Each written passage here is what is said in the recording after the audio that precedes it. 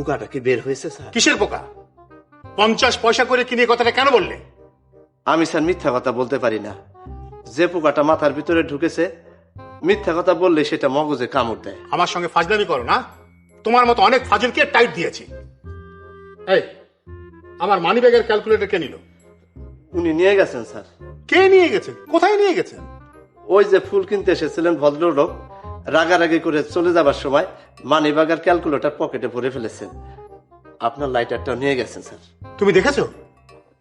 জি দেখেছি, সামান্য অবাক হয়েছি। তুমি কিছু বলনি? পোকাটার জন্য কিছু বলতে পারলাম না স্যার। পোকাটা আমাকে বলল, এইসব তুচ্ছ ব্যাপার নিয়ে মাথা ঘামানোর কোনো কিছু নাই।